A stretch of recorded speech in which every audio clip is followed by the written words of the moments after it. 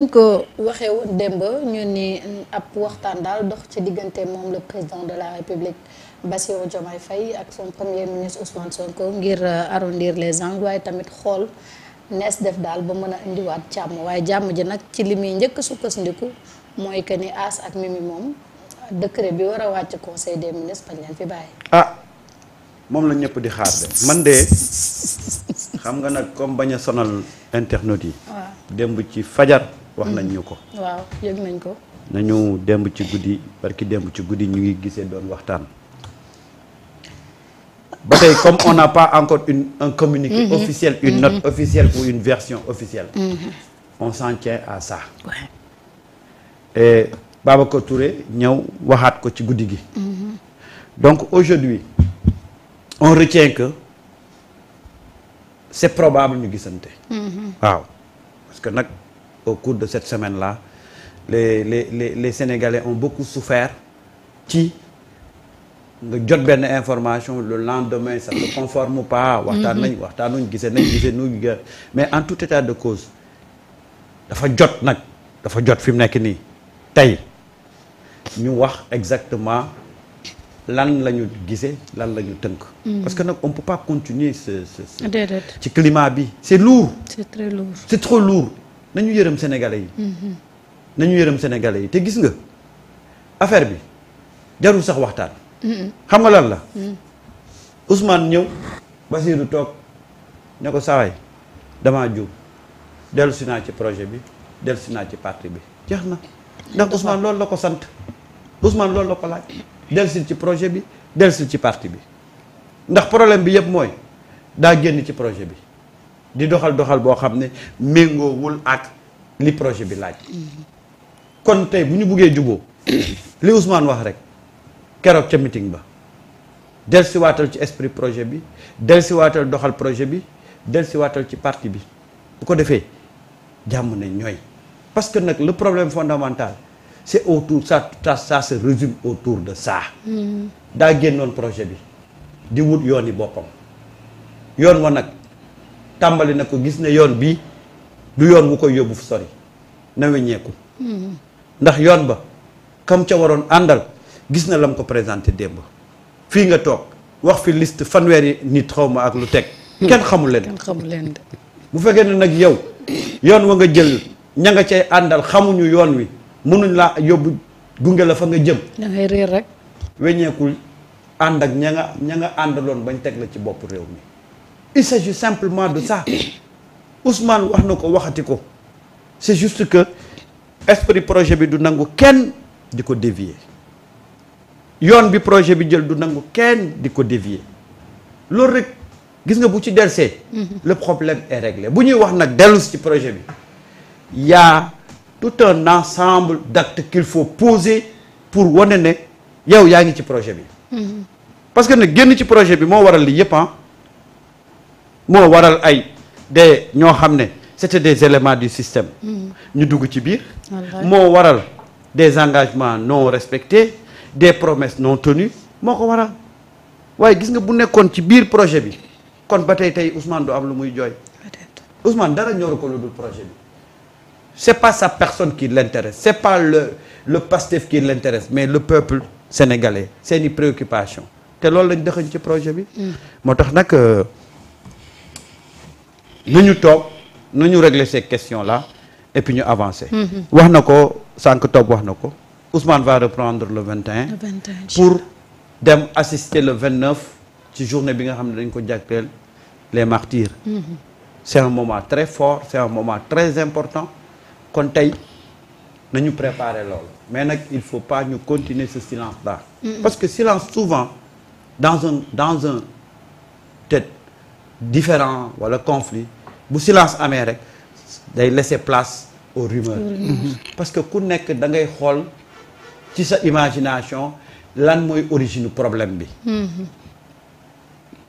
mais comme nag toog nañ waxtaan selon nos sources li ci des mooy nañu génne une note officielle.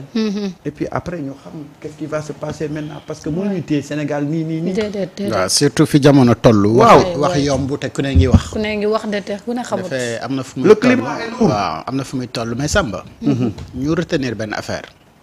Sénégalais yi ñoo jaaxle xam nga xaw a am ñi xëy ni mii ni ci mbir yi. waaye boo xamee Ousmane Sonko xam nga Ousmane Sonko ku mu fi doon xeexal. Macky Sall bu nga xamee musul ko fréquenté. waaw gis nga stratégie yu mu def xeex ak Macky Sall xam Macky Sall lool de loin astumala ak Bassirou Diomaye Diakhar Faye mi nga xamante ne ñoom ñaar dañoo yàgg. xam nga kon Ousmane moom Bassirou jaaxalu ko. luy régler ay kaawu Bassirou yi jaaxalu ko donc kooku moom bu si Sénégalais yi toogee na xalaat nañ ci amul xalaat. beneen bi mooy nañu ñaanal suñu yaay ji mu gudd fan lool te am wér-gu-yaram Mama Khady Ngom saa su Ousmane demee ci moom bu ñibbisee rek solution am. Après son retour de Ziguinchor effectivement xibaar nañ ñu ne ñoom ñaar gisee nañu te waxtaan wu yàgg mooy que ni donc beaucoup de questions ont été soulevées et beaucoup de réponses également joxe nañ ko par rapport ak donc les préoccupations alors loolu yëpp am na jàmm day amaat alors bu fekkee ni Bassirou Diomaye Diakhar Faye dafa doon xalaat deuxième mandat bu doon wut benn voie bu mu doon mën a jaar pour dem ami deuxième mandat boobu bu yeboo mu teg loolu yëpp ci suuf fii waxoon nañ ko fi émission ne kenn rek moo ko mën a garantir deuxième mandat muy Ousmane Sonko. Et il n'a pas le droit et lii dafa ñëw gën a confirmer ne Ousmane n'a plus le droit de lui promettre beneen mandat ci leneen. Premier mandat nga wane lii. Mais deuxième mandat da ngay éliminer ñëpp. waaye ku la fi garantie deuxième mandat nga éliminer ñëpp avancé boobaa ngay xam ne ndeke kulunaay bu ñu la jekkoo duñ la baal. xam nga dama fi waxoon ne noon rek lay manti doon ak ku mu rek lay doon ak ku mu manti doon. moo raw. góomu robaale. te bu jekkoo du baale. et dem nañ nag ba ñi nga xamante ni ñoom la ñuy wax les kuluna. xawoon jekku projet bi.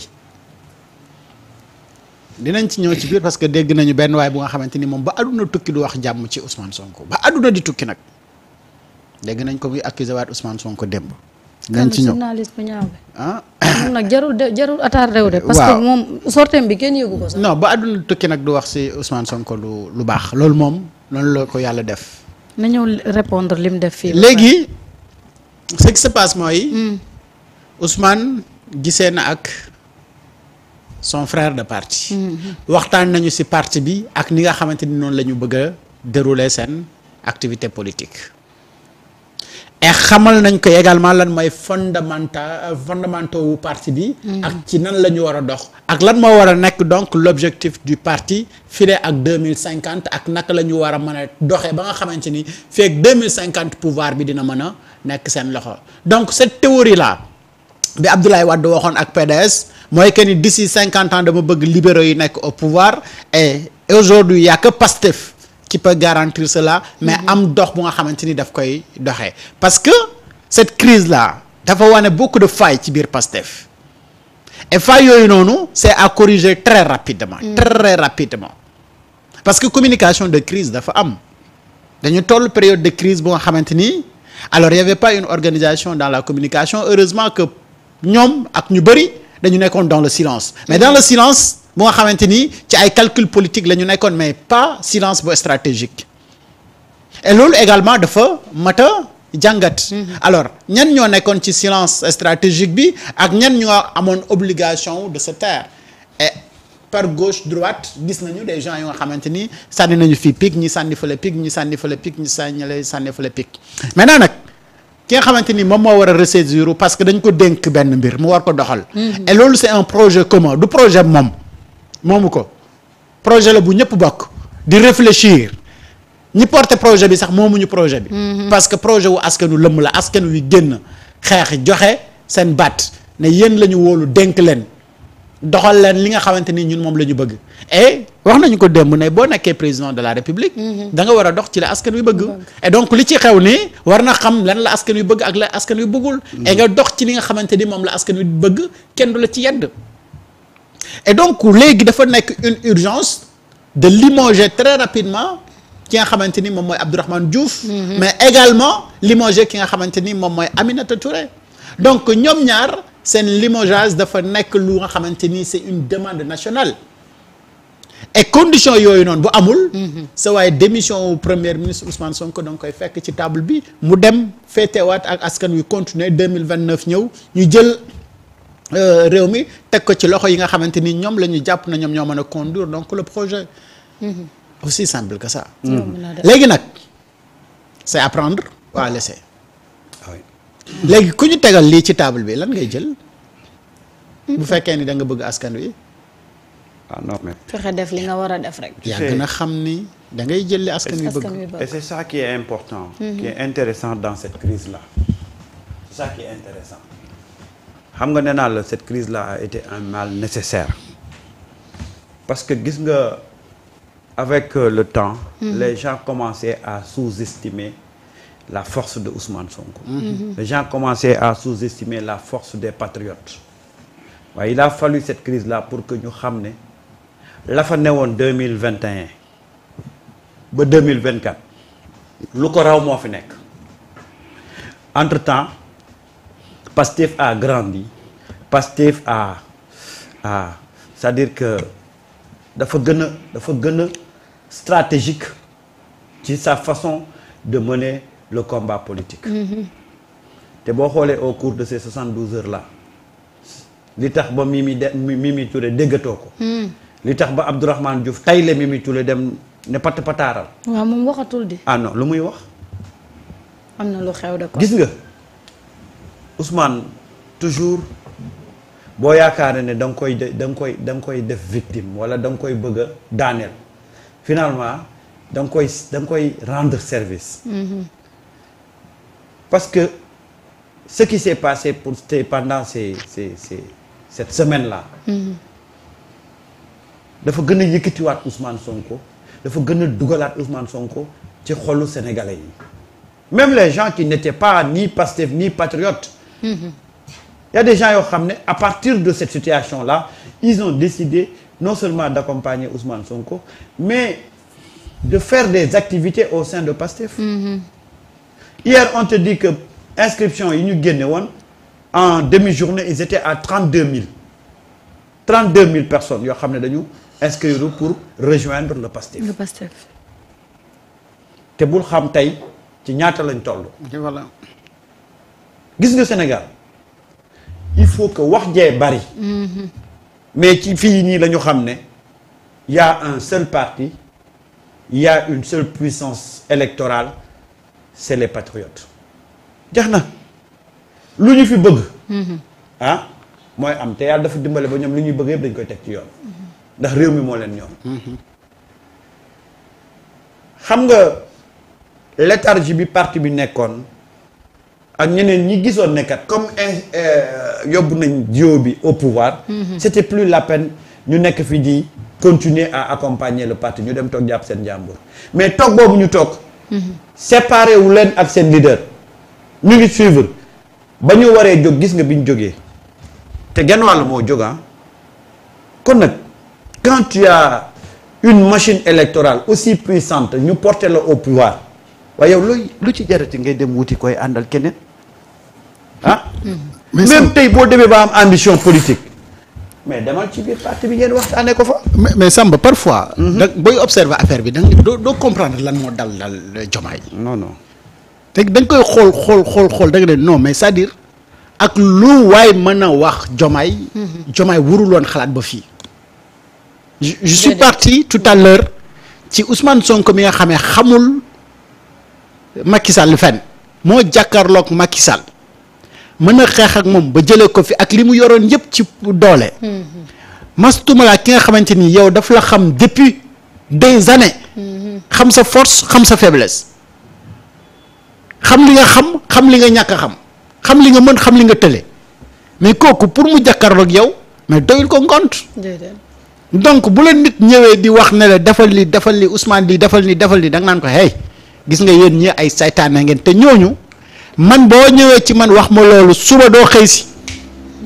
bu fekkee da ngaa xëy suba doo ngoon doo gont dama naan la yow mii yàqkat nga parce que bu dul woon Ousmane mais Du tey ko yegsi. ci président Diomaye kenn du ko dégg du dégg nga li fi Biram Khoudia wax démb noonu que ni ñoom ñi nekkoon ci coalition boobu noonu amoon nañ beneen choix bu dul woon Diomaye waaw parce que ñoom demoon nañ sax ba bëgg a jël pouvoir de choix boobu noonu ci Ousmane pour bëgg ko féetalee si seen bopp pour xool naka la ñuy defee ba am 5 ans yi ñoom nu ñuy pàccoo réew mi c'est-à-dire l'objectif loolu nga ci comprendre li Biram wax parce que mooy que ni ñoom bu ñu Ouais. tànnoon seen candidat kenn ku si nekk da nga eb ay accords yooyu signé ak moom lan mooy nekk sama wàll bu ñu jëlee nguur parce ci que dañ doon wax ni comme Sonko mi ngi en prison te mënul nekk candidat ñoom ñooy choisir seen candidat fekk boobu Ousmane choisir na ki muy choisir bu yàgg ah dire que ñooñu noonu fa nekkoon seen bopp moo leen. donc si c'était pas loolu ces leer na. fameuses vidéos de Ousmane Sonko mais konoon tey jii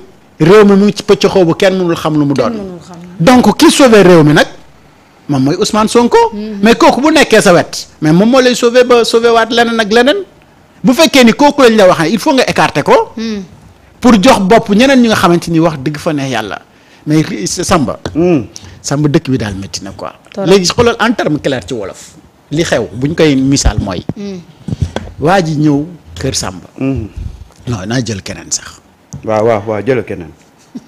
waa ji moo ñëw sa biir kër nga dalal ko mu nekk gan nga uuf ko di ko jox lépp mais muy ñaan yàlla nga dee mu doon sa jabar ba borom kër gi xam ko waaw léegi borom kër gi xamee loolu lu mu lay def génnee ci biti. dafa lay génnee ci biti acca xam nga mënoo ñëw ci kër jàmbur tu as raison. ah et c'est pourquoi gis nga. mooy li ma lay wax rek di Sénégal ñaan mu dee pour nga doon jabar ji Sénégal c'est le pays boo xam ne des fois les gens mauvaise foi bi ñuy àndal moo tax boo defee benn affaire démb bind ci livre tey regarde les gens sont allés avec une mauvaise foi déconcertante bay bëgg a vouloir falsifier l'histoire kan moo am fiti taxaw tey bëgg ñu wax ne Ousmane tànnul Diomaye xanaa ñoom mais ñoom ñi nga baar ko rek tegal ko vidéo c'est-à-dire que damay toog ba si ak ma ne ñii est-ce que am nañ njaboot moo tax quand j'insiste sur à ce que ñu bind histoire ñu bind li fi xew pour bañ rek ëllëg ñu déformer l'histoire de ce pays-là parce que fii Sénégal les gens déforment l'histoire comme c'est pas possible moo tax d'ailleurs nous avons des histoires avec plusieurs versions wallaay loolu moo ñu topp ba tey parce que des gens pour des intérêts personnels ils sont capables de changer l'histoire indi ci beneen version boo xam ne pour des Bokku ci. intérêts ñun nekkuñu ci ndax Ousmane moo choisir Bassirou Diomaye Faye romb nañ ko. loolu dañ ko weesu loolu c'est-à-dire que dafa nekk loo xam ne mais comme nga ne géej gi am na ndox comme nga ne géej gi waaw des gens aussi des gens yoo gis ñu aussi animés par une mauvaise foi nga ne de ñooñu ngay jël tey indi leen ñu jaxasoog njaboot gi fi nekk moo ma jaaxal. c'est-à-dire que ça n'a aucun sens vraiment à la limite c'est même insulter les gens qui se sont battus pour arriver à ce niveau-là te biñ doon xeex ñoom ñaar ñi kenn ki mu ngi ci roqam toog kenn ki mu ngi ànd ak Macky Sall. waaw naan leen yéen a fi def lii yéen a fi naan. non baaxoo leen ci réew mi. et Fatima loolu tam doy na waar. waaw xoolal nañu may rek lii caméra c'est des caméras de Sunugal 24 Fatima démb envoyé woon naa